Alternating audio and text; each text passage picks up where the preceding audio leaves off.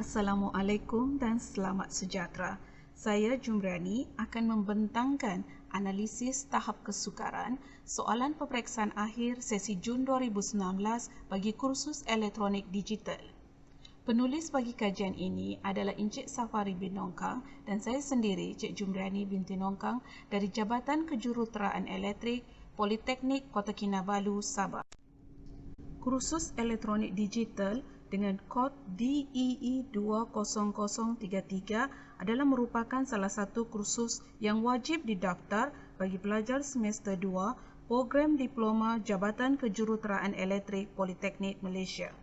Bagi kajian ini, kelas DEE 2B diambil sebagai sampel seramai 32 pelajar program Diploma Kejuruteraan Elektrik dan Elektronik Jabatan Kejuruteraan Elektrik Politeknik Kota Kinabalu, Sabah.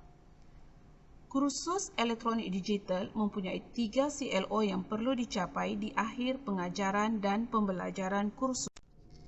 Bagi keputusan penilaian akhir sesi Jun 2019, markah peperiksaan akhir adalah sangat rendah berbanding markah penilaian kerja kursus. Ini menyebabkan pencapaian CLO 1 adalah sangat rendah berbanding CLO 2 dan CLO 3. Sehubungan dengan itu, kajian ini dijalankan adalah untuk mengenal pasti tahap kesukaran setiap soalan di dalam kertas peperiksaan akhir berdasarkan topik yang terkandung dalam kursus berkenaan. Reka bentuk kajian ini menggunakan pendekatan kuantitatif melalui kaedah tinjauan. Menurut Chua 2006, kaedah tinjauan merupakan satu kaedah penyelidikan yang terkenal kerana penggunaannya lebih menyeluruh, cara pengendaliannya lebih mesra dan dapat digeneralisasikan kepada populasi dengan tepat. Daripada 32 sampel daripada kelas DEE 2B peperiksaan akhir sesi Jun 2019, data tinjauan yang diperoleh direkodkan mengikut pengukuran seperti dalam jadual 1. Markah 0 hingga 5 dalam kategori rendah, markah 6 hingga 10 dalam kategori memuaskan, kategori baik bagi markah 11 hingga 15 markah dan 16 hingga 20 markah bagi kategori cemerlang. Data ini dianalisis menggunakan frekuensi dan peratusan, kemudian dipersembahkan dalam bentuk elektronik digital mempunyai 5 topik utama, iaitu topik 1 sistem nombor dan kod, topik 2 operasi boolean, topik 3 flip-flops, topik 4 pembilang dan topik 5 daftar. Jadual 2 menunjukkan topik utama ini mengikut turutan dalam format kertas soalan peperiksaan akhir sesi Jun 2019. Jumlah markah bagi setiap soalan adalah 20 markah. Jadual ini menunjukkan dapatan kajian daripada hasil analisis data yang dikumpul. Hasil dapatan yang diperoleh menunjukkan bahawa pelajar sukar menjawab soalan 5 dengan hanya seorang pelajar dapat menjawab markah antara 11 hingga 15 markah, manakala hanya 4 orang sahaja yang berjaya mendapat markah cemerlang iaitu antara 16 hingga 20 markah. Kekerapan ini adalah paling rendah berbanding dengan soalan-soalan lain. Untuk mendapatkan lagi dapatan kajian yang diperoleh, 3 orang pensyarah yang pernah mengajar kursus ini telah ditemu bual. Kaedah temu bual ini digunakan untuk mendapatkan persepsi pensyarah terhadap tahap kesukaran setiap topik dalam kursus digital elektronik.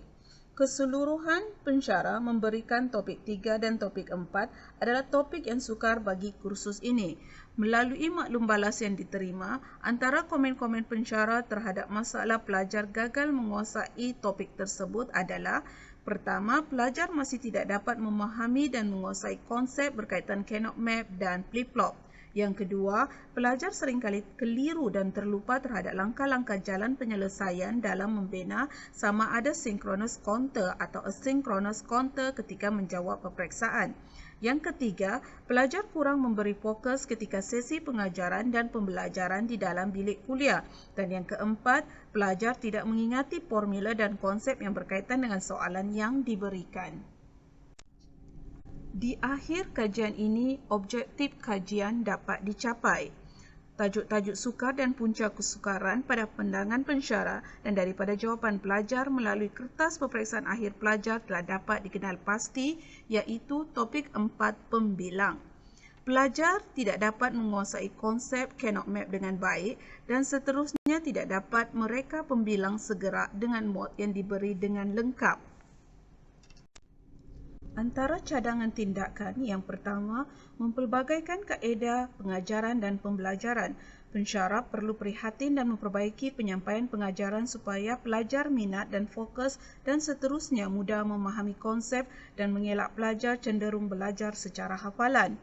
Yang kedua, mengadakan satu model khas untuk kursus elektronik digital agar pembelajaran seragam di antara pelajar dapat dibuat. Yang ketiga, pensyarah mengadakan sesi perbincangan bersama pelajar. Pelajar diberi peluang membentuk grup perbincangan sendiri dan mengadakan sesi perjumpaan bersama pensyarah. Sekian pembentangan dari saya. Terima kasih. Assalamualaikum dan semoga berjumpa lagi.